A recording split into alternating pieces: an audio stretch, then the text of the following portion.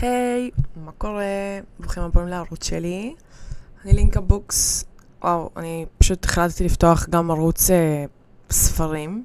אחרי שפתחתי ערוץ ASMR, אמרתי למה לא. אז ברוכים הבאים לערוץ שלי. הסרטון הראשון, אני כבר אדבר על ספרים, ויש לי פה לא קצת. יש פה עוד כמה. אז החלטתי לפתוח ערוץ, פשוט על ספרים. סקירות, המלצות, אתם יכולים לראות בתיאור של הערוץ, קניות, הולים, דיבורים, מה שבא לכם. אז כן, לא כל אחד אוהב ASMR, אז אמרתי, אוקיי, אז למה אני פשוט לא אפתח ערוץ ודבר רגיל על ספרים? וזהו, כן, ננסה, נראה איך ילך. אני גם אפתח טיק טוק ואתחיל לעלות לשם. ונראה איך ילך, כן, יאללה, למה לא? בוא נעשה קצת כיף. טוב, אז אני רוצה לדבר על קודם כל דבר ראשון. קוראים לי אלין, אני בת 29, תכירו אותי, אני אוהבת ספרים מאז שאני ילדה.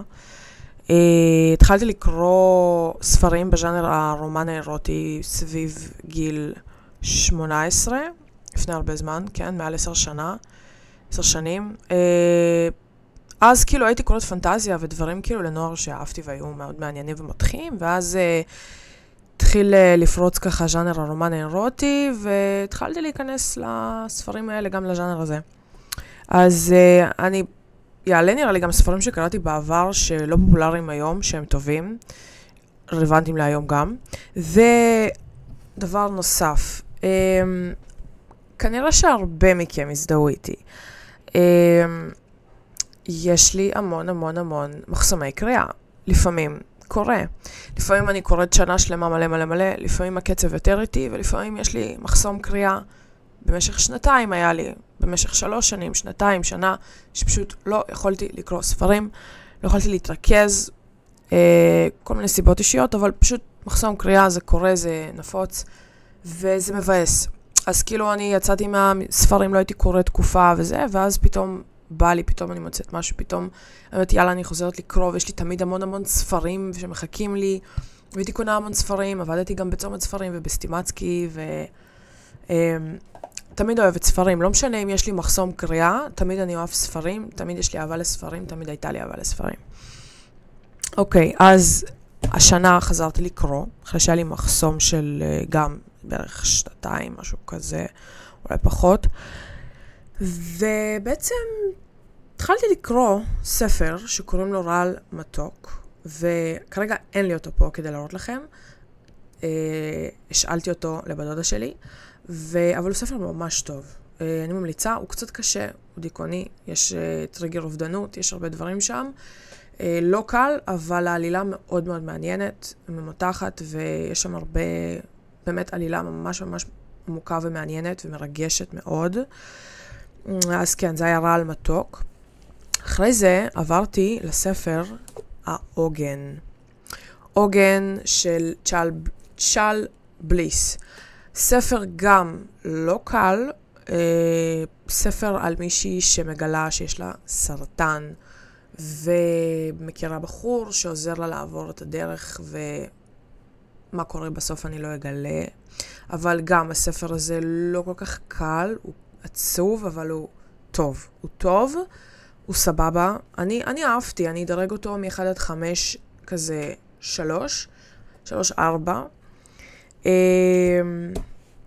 למה? כי בתכלס הוא די תקוע כזה, כאילו הוא לא תקוע, הוא זורם, אבל כאילו לא קורה שם הרבה רוב הזמן, אותו דבר.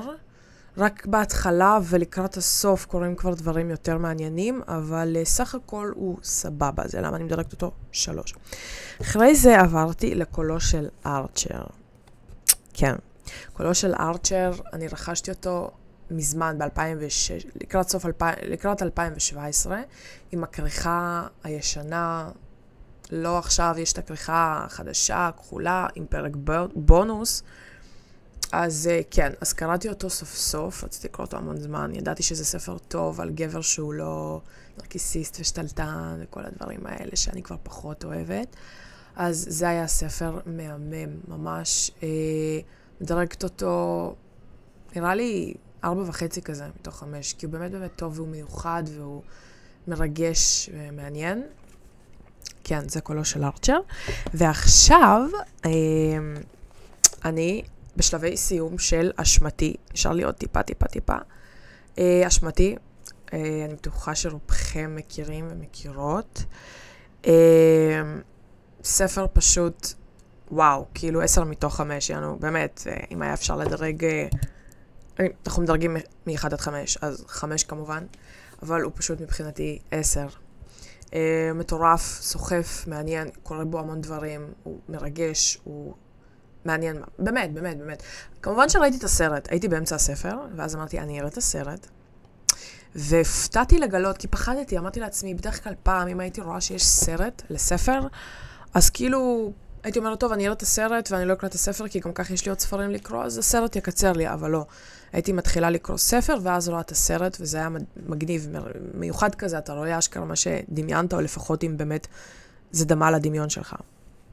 עכשיו, הסרט של הספר אשמתי הוא קצת שונה, כאילו, אני קראתי הגעתי לאמצע הספר, ואז ראיתי את הסרט, וכן, יש שם דברים דומים, אבל הרבה דברים בספר, אין אותם בסרט, והרבה אירועים וסיטואציות שינו אותם מהספר, שינו אותם בסרט, ווואלה, אחרי שסיימתי לראות את הסרט, והמשכתי לקרוא את הספר, אני מרגישה כאילו אני פשוט קוראת ספר, כאילו לא יודעת בוודאות מה יקרה, כאילו זה מסופר בדרך, כתוב בצורה שונה, לא כמו הסרט.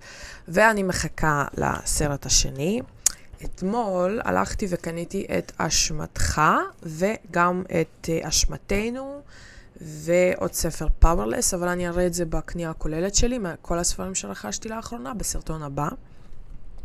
וזהו, אני בינתיים אעצור את הסרטון הזה כאן, אני אמשיך לעלות את התכנים, אני מקווה שצפיתם עד הסוף, מקווה שאהבתם, כן, ומקווה שתירשמו לערוץ שלי, מקווה שילך ויהיה כיף ומגניב. נתחיל לעלות לטיק טוק ונמשיך לדבר על ספרים וכל מה שקשור בספרים. אוהבת אתכם ושיהיה לכם אחלה של סוף שבוע. ביי.